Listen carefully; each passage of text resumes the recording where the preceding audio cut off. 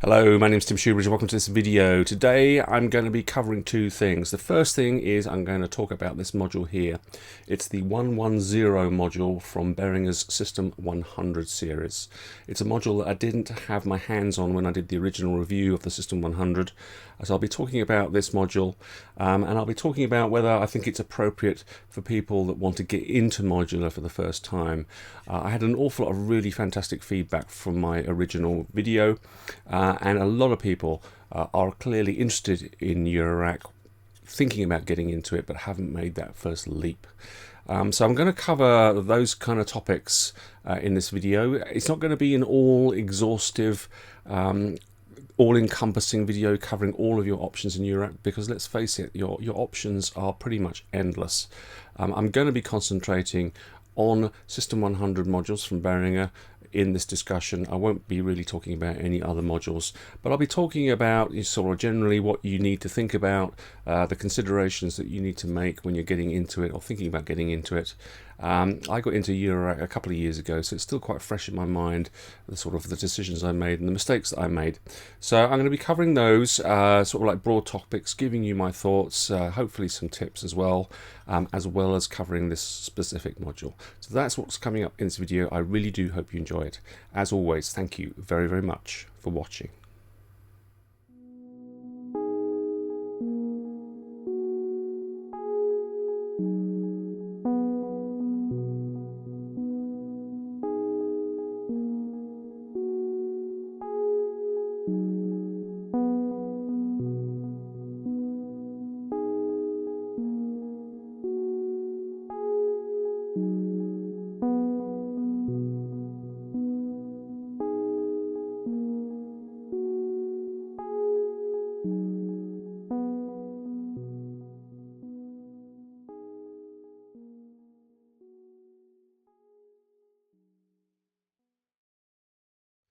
Now, when it comes to sort of thinking about getting your first Eurorack set up, it's incredibly daunting. There's so much choice at the end of the day. There really is a massive amount of choice. And when I was going through the review of the System 100 modules, it really occurred to me that these might be a good starting point for someone thinking about getting into modular for the first time. And I think there's three reasons why I say that. The first reason is that if you're looking at a system like the System 100, it kind of minimizes your choices. You don't have all these thousands of things to think about. You've got a set of modules here. Roland did all the hard work in originally designing these modules and deciding what modules to create for you.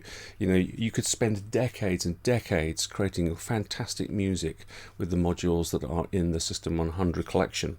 So it kind of helps you to focus and not be too worried about literally the massive and infinite choices that there are.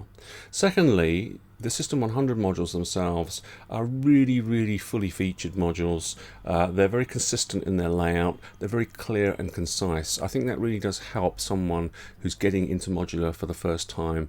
As I said in my previous video, a lot of manufacturers these days are trying to sort of like stand out from the rest, come up with some weird and wonderful designs. These are very, very clear, logical and concise. I think they're a really good starting point. And obviously the third reason why I think these are a good choice for someone getting into Eurorack in the first place is the cost of them.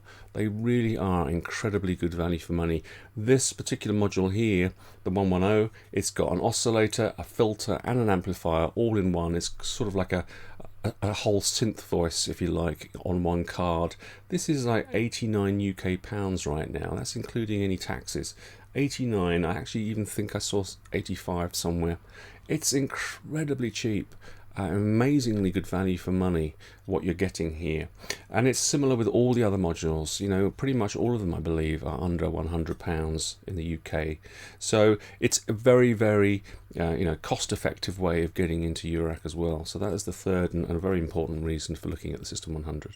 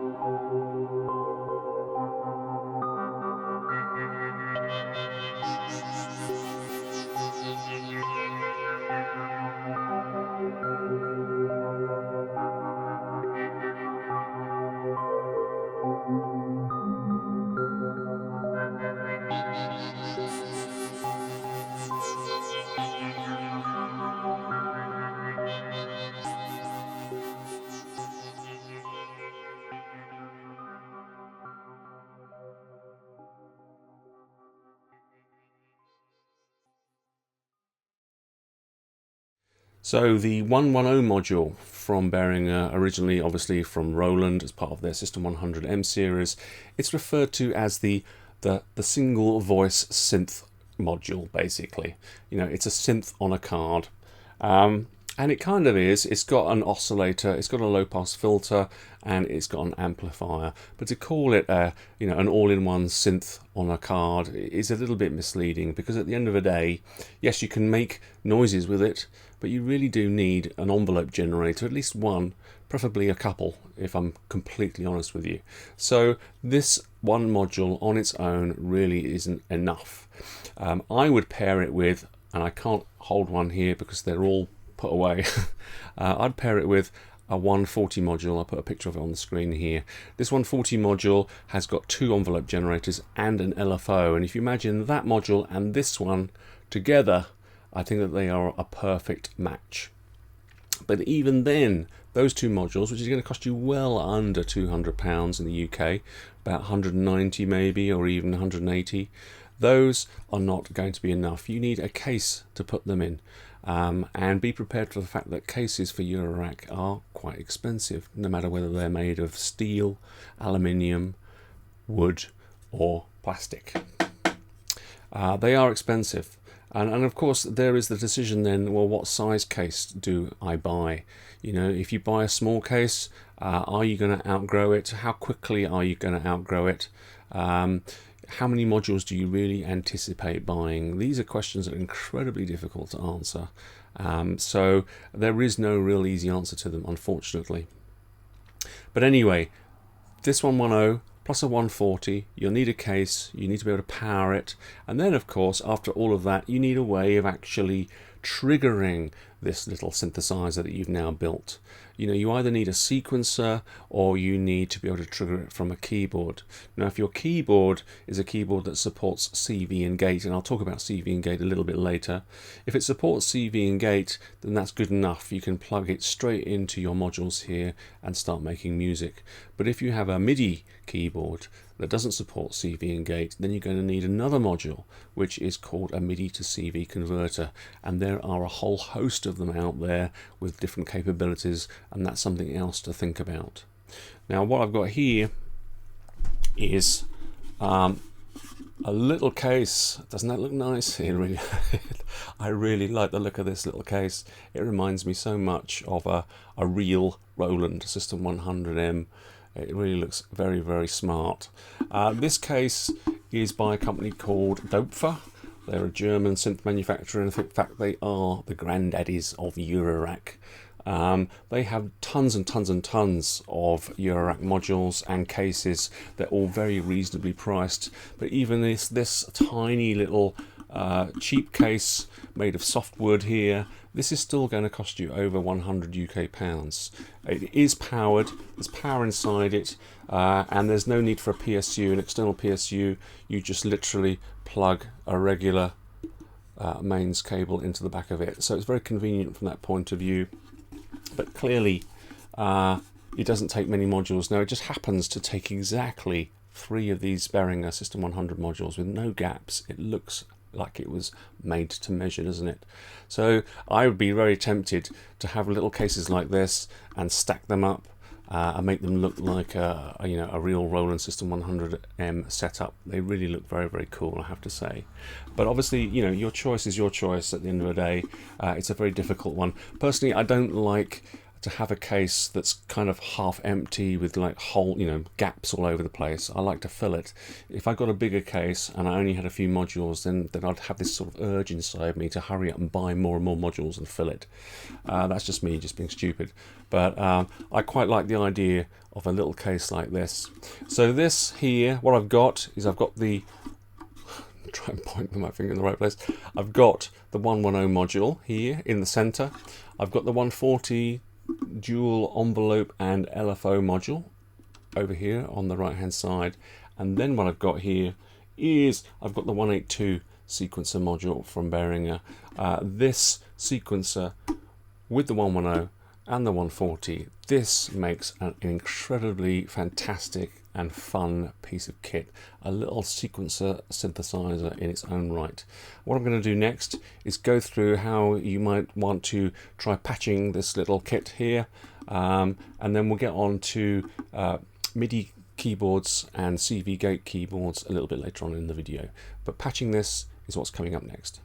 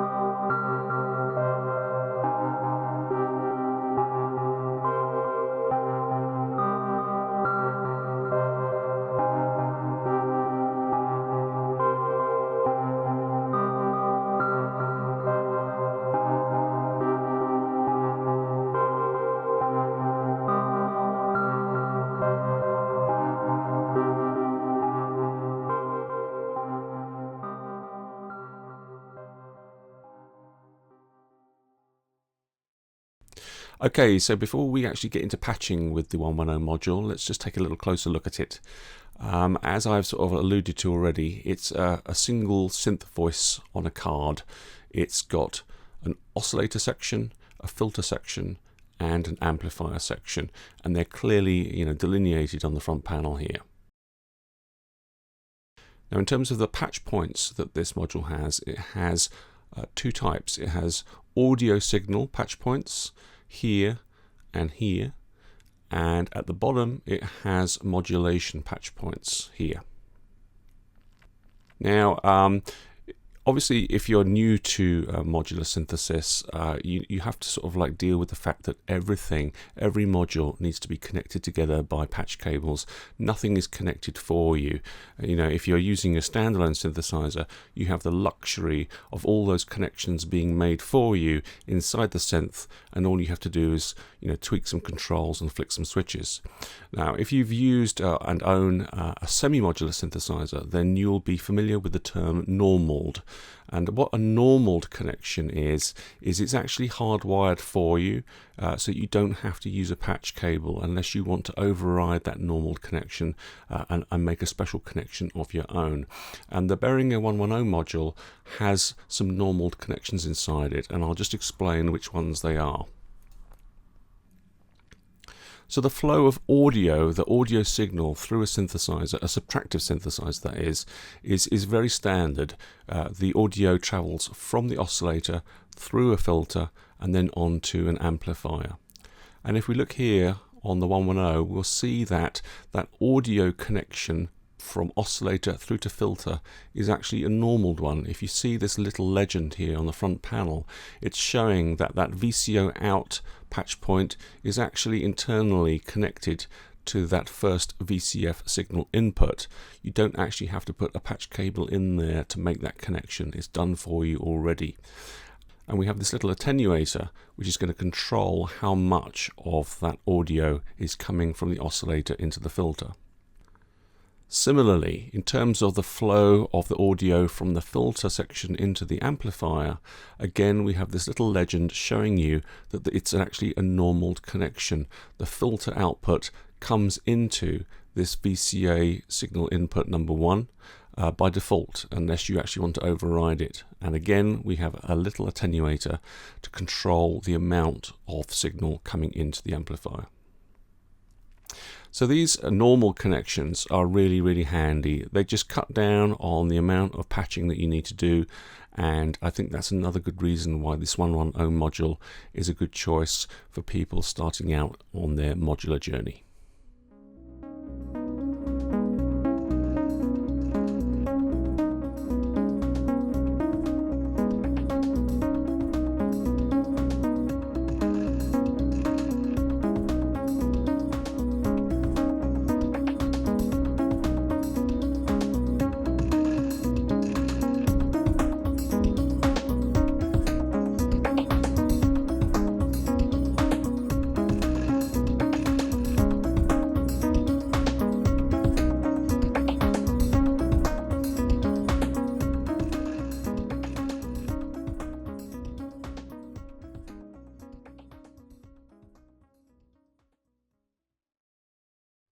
Right, so I've got my wonderful little 3-module synth in a box in front of me here. I've got it powered on, as you can see by the LEDs, and we're ready to go and start patching it.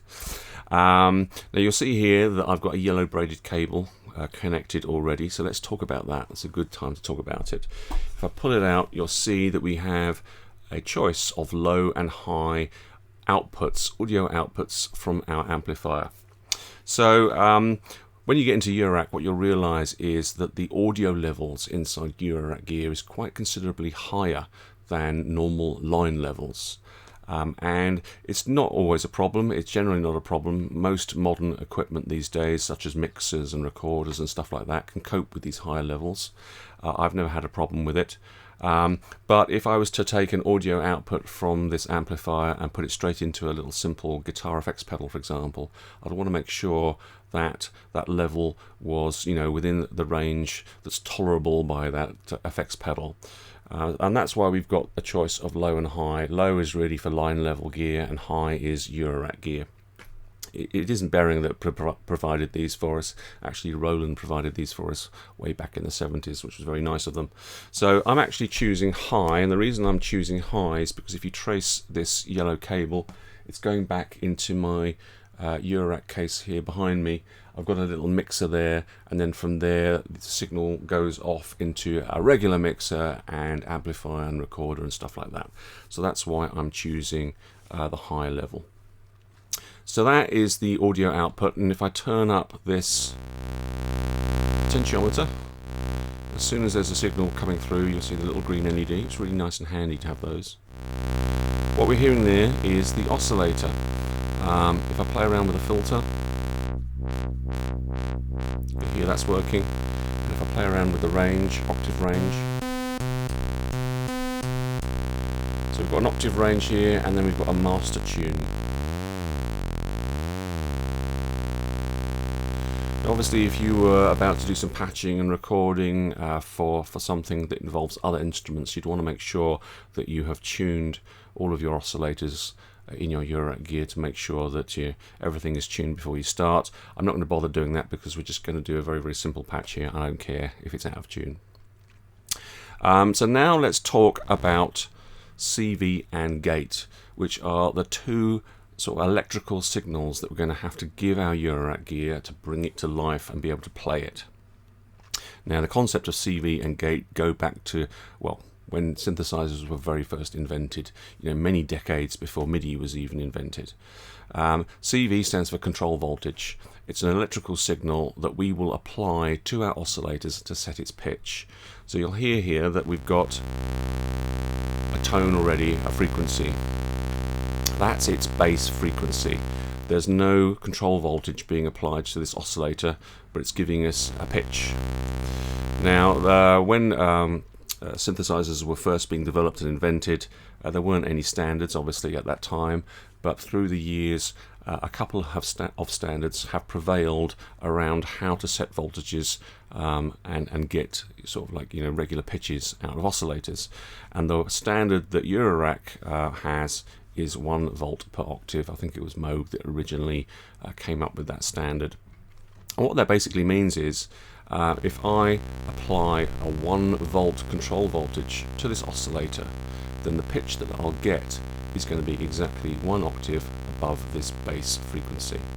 So the oscillator will actually double the frequency that it's generating when a 1 volt CV is applied to it. And obviously, if I apply 2 volts, it'll double again, 3 volts, it'll double again, 4 and 5. And the standard really is a range of between 0 and 5 volts for control voltages that are affecting pitch. And that means that we have a nice big 5 octave range for our oscillators. So where am I going to get my control voltage from? Well, I'm going to get it from the sequencer over here. We're going to do a little sequence and patch it. And all this sequencer is doing is just generating at each step a control voltage depending on the value that I set with these little tiny potentiometers here. So I set different voltages, and as it steps through each step, those control voltages will come out of this socket here, this CV out. This module is actually 2 sequences in one. We've got a left-hand sequencer and a right-hand sequencer. We'll start using the left-hand one. And we'll need to patch from this CV out into our oscillator. So let's do that. Take a little patch cable from the CV out into one of the modulation inputs to my oscillator, and I just have to make sure that this little potentiometer is turned up to maximum, which means I get my full 1 volt per octave range coming into it. So with that patch setting set, let's press the start button. Let's turn it up. And of course, nothing is happening because these are all set to 0, so they're not applying any voltage at all. But as soon as I start to turn them up,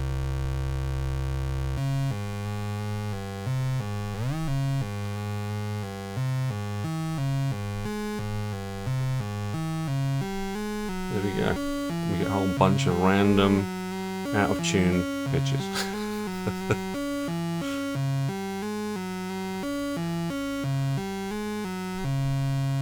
Right, So first things first, I'm going to turn these little pots and actually get some sort of sequence going here, a little sort of arpeggio really, and I'm going to have to just use my ear on these ones and set them by hand to something that's kind of in tune. It's going to be slightly torturous for you to listen to, and it's going to be slightly torturous for me to do. I'll do it as quickly as I can. The way I do it really with a sequencer like this is that I just limit the steps to 2 steps. I get those first 2 steps sort of like sounding in tune with each other, to some note values that sound okay. Then I move it to 3 steps, get that third one going, then the 4th, 5th, 6th, 7th and 8th.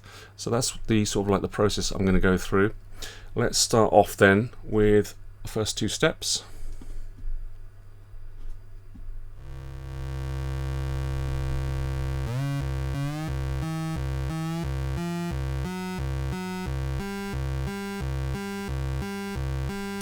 And go next to the third one.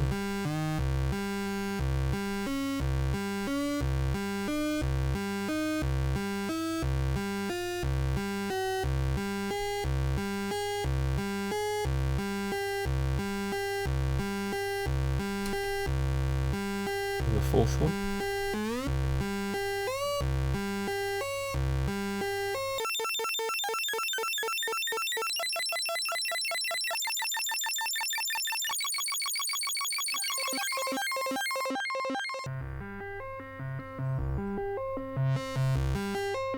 So we can play around with the filter at this point, but at the end of the day, there's no envelopes being applied here. It's just a constant tone the whole time, and a little bit wearing, if I'm honest. So I think the next thing to do is to apply an envelope.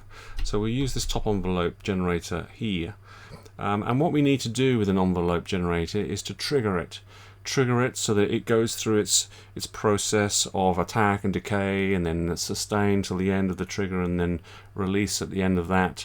It's got to go through its little process, generate its own control voltage, which we can then apply to the amplitude of this particular sound that we've got going on here.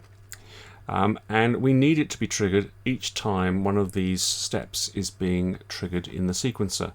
And the sequencer has a gate output. The sequence steps are actually lasting a finite amount of time, and you can actually change the length of that, the gate length, with this little potentiometer here. So the gate is actually a sort of like a voltage increase that lasts for a certain amount of time and then drops back down to 0 again. That is what a gate basically is.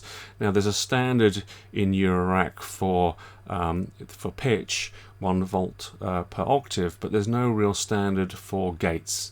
Gates just are a significant enough jump in a voltage. That's basically all they are.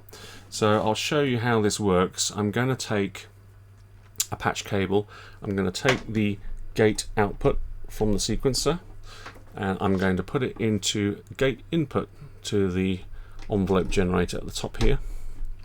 And then over here on the right hand side we've got these CV outputs from the envelope. We've got 2 regular ones and we've got an inverted one, which can be very, very useful.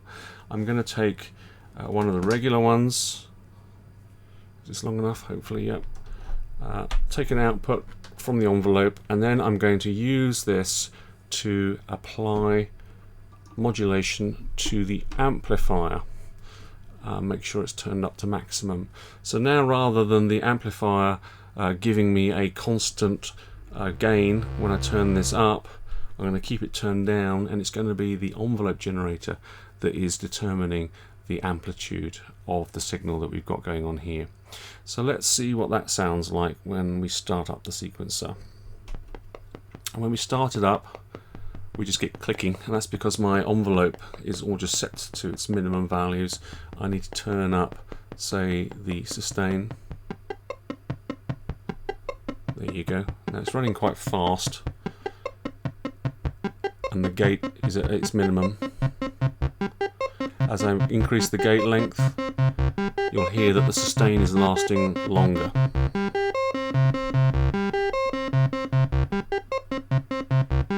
Let's add a little release to it. Yeah. rather than use sustain, I like to just use decay and release together. Gives me more fine control over the sound with these sliders than it does with that little potentiometer.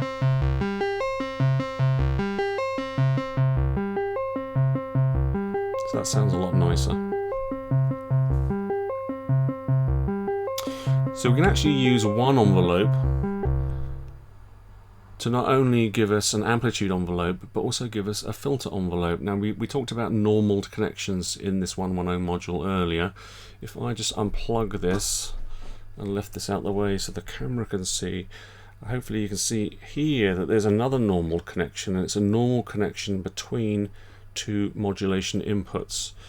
The modulation input on the left is to the filter, the modulation input to the right is to the amplifier, and if we were to plug something into the filter mod in here, by default it would also modulate the amplifier as well. Obviously we've got separate controls over how much modulation is being applied, so we can fine tune it, but I'll turn them both up to maximum to start off with.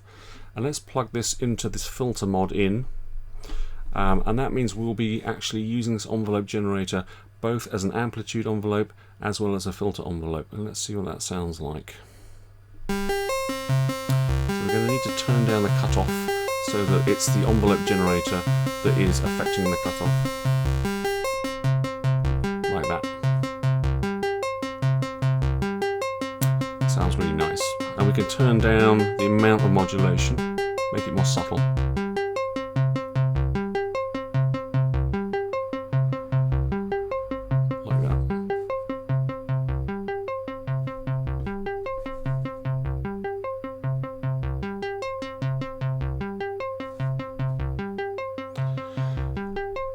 So it's at this point really that I would then start to add some external effects, because I really am not keen on listening to purely a dry signal from a synth. I'd just like to have a little bit of ambience, a little bit of reverb or delay going on. It just makes it just a lot more pleasing to listen to, for me anyway. We're all different. So I'm going to add some effects now. Now later on in the video we'll look at some different options for adding effects to a very small little starter Eurorack setup like this. But for my purposes right now, because I am using my main mixer and other gear here, I've got it's lit up there, it's a Lexicon multi effect unit plugged in as a send from my main mixer. I'm just going to turn up the levels on that so we can start to hear it with this particular sequence that's going on.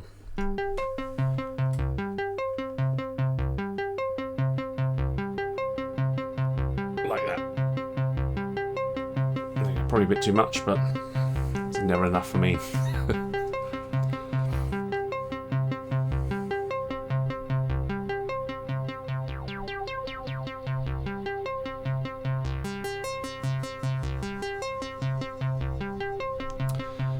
So that's nice. It's a nice sound. It's a nice little sequence. Lovely sounding oscillator and filter in this module. And we're just using a single envelope generator. There's an awful lot of simple patches that sound really, really great just using a single envelope generator. You don't really need two. Obviously we could apply a gate input to the second envelope generator and get that to be the amplitude envelope, and this one be the filter envelope if we wanted to. But I'm going to show you just a couple of other ways of modulating the filter with the setup that we've got here. So the first way I'm going to show you is I'm going to actually just move this patch cable back so that we're just using it as an amplitude envelope. The first way I'm going to show you is with the sequencer. I mean, these sequencers aren't just great for setting pitches and creating nice little arpeggios and stuff like that. They're great for, as sort of like complex modulators, modulating cutoffs and resonance and whatever else you want to modulate in your system, because we've got a set of here 8 CV values that we can set that get changed with every step. So what I'm going to do is I'm going to use this second sequencer that we're not using yet, and I'm going to use it to actually modulate the filter cutoff. So I'm going to take another cable. Here's the CV out for the second sequencer. let's plug that in, and I'm going to plug it into the one of the mod inputs for the filter. Let's plug it into the first one down here, and we'll start off by turning it up to maximum. So these are all set at the moment down to 0, so they're not going to do anything. So let's just get it running. Let's turn up the cutoff just a little bit so we hear something. So now as I turn these up, they will start to have a instantaneous effect on the filter cutoff. Like that.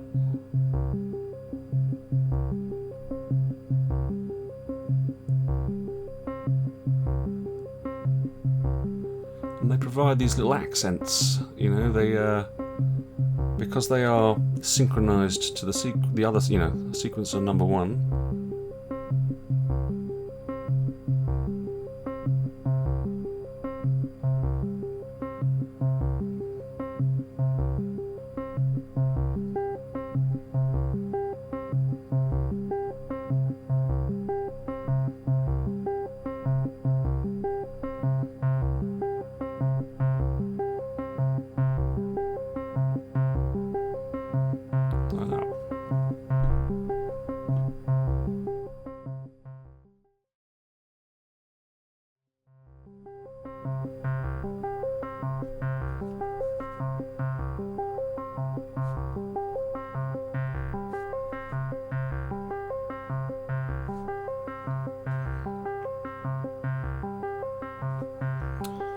We're actually at the moment listening to the square wave on this oscillator. Let's switch it to the sawtooth.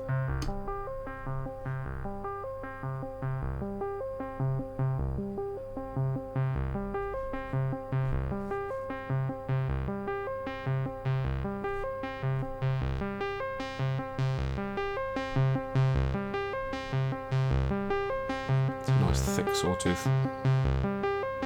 So that's one thing we can do with this second sequence to actually modulate the cutoff. We can, so here we're using it as a CV generator basically, but we can also use a sequencer as a trigger generator or a gate generator if you like, because I mentioned before that what a gate is just purely an increase in voltage. It's sort of like an instantaneous increase in voltage, sufficiently high enough is enough to trigger an envelope generator, for example. So we could use the second sequencer here to actually trigger our second envelope. Let's have a go at that. So I'm going to turn all these values down to 0. I'm going to remove this cable because it's not big enough, not long enough, and I'm going to take a cable from that CV out of the second sequencer, and I'm going to apply it to the, you can see there, the gate in of the second envelope. So we're going to use these values here as gates. I'm just going to set a tiny little decay, just if we can hear it instantaneously as it happens. And now I'm going to take the output from this second envelope and modulate the filter cutoff with it. So take an output, let's take that second output and put it back into the VCF modulation slot. Turn up to maximum. So let's get it going again.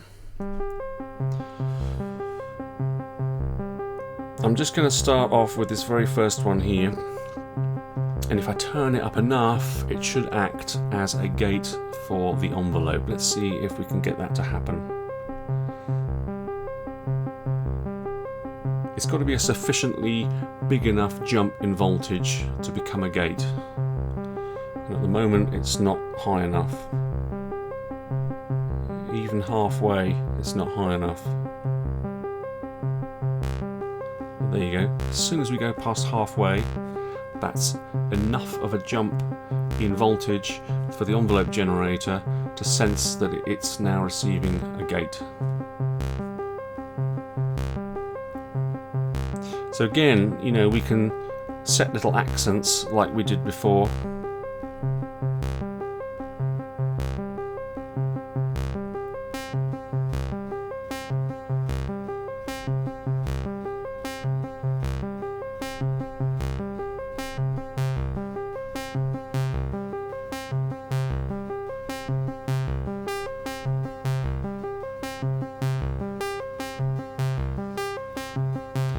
And we can control what the envelope is doing over here. If I make it longer,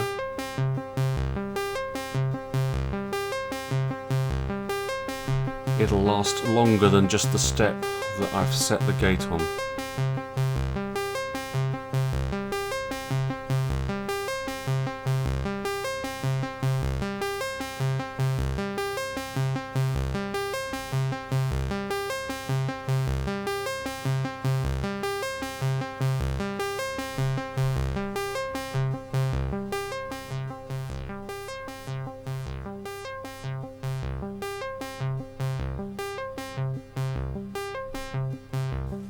Very cool. Now if I were to give it a slower attack,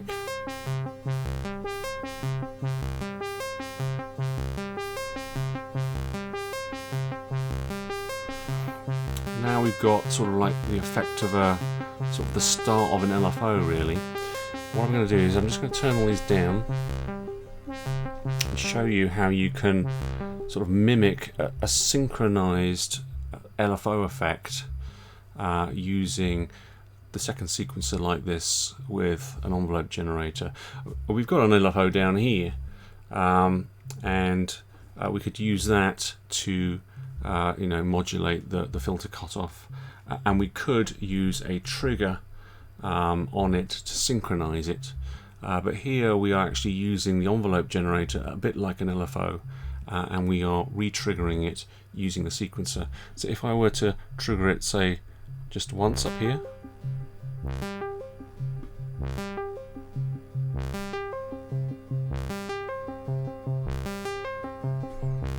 it's triggering once per sequence. Now I could add it in here. It's triggering twice per sequence. Add it in here.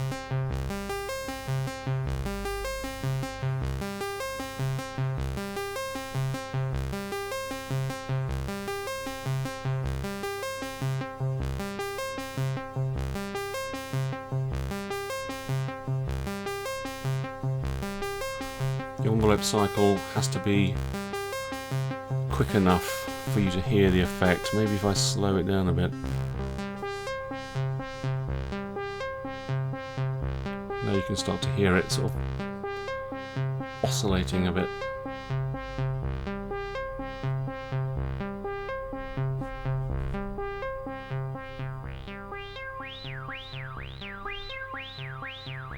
So we're using the envelope generator as a sort of a synced LFO to modulate the cutoff.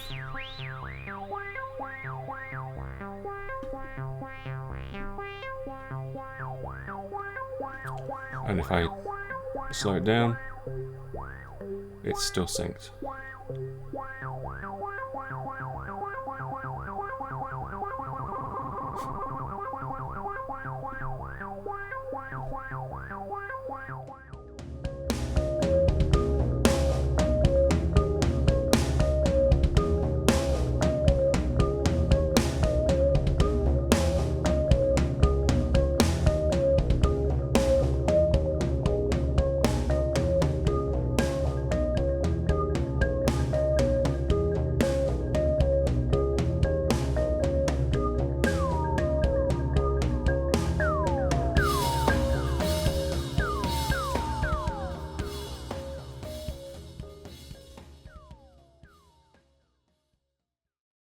It's a lot of fun. You can lose many hours playing around with just a sequencer, a single oscillator filter, and a couple of envelope generators. There's lots of stuff that you can do to get lost in. But obviously this is just a starting point. The whole thing about Eurorack is that it is totally expandable, extendable. You can make a system how you want it to be at the end of the day.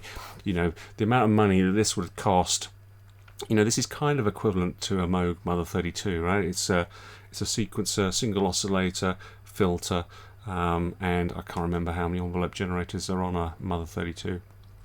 Or, you know, a Behringer Crave, for example, which is just a copy of the 32. Obviously, the sequences on those two synths are a lot more comprehensive than this one. This is a very, very basic, you know, vintage design. But, you know, it's the kind of similar functionality that you're getting out of this. And this is probably, in terms of price, for the 3 modules, the case, it's almost... Actually, no, it's cheaper than the Mother 32. It's significantly more expensive than a Crave, put it that way. You know, and people are always asking that question, well, you know, why not just get a proper synthesizer? And of course, if you're not got a keen interest in modular, then you're always going to say, well, give me a proper synthesizer any day. Of course, absolutely. There's nothing here with the sound that I'm generating here that's particularly unique to these particular modules. It all comes down to the fact that this is an expandable system. You can put whatever oscillators you want into it. You can add as many as you like. You can create a polyphonic synth, duophonic, paraphonic. You can have whatever you like. Obviously, at the end of the day, it's your hand in your pocket to buy these things and to build them up. But really, you know, the sky's the limit with Eurorack, and that's one of the main reasons for getting into it in the first place. The other reason, which is a good reason, one of the reasons that I got into it, was because I wanted true voltage controlled oscillators, voltage controlled filters and voltage controlled amplifiers. I wanted to get back to that sort of like original vintage sound, oscillators that needed time to warm up, for example, ones that you had to sort of manually tune. You have it here with Eurorack. Yes, you can get lots of Eurorack modules which are actually digitally controlled with little DSP processors inside them, but you know, the original reason for me getting into Eurorack was to get back to good old voltage control synthesis.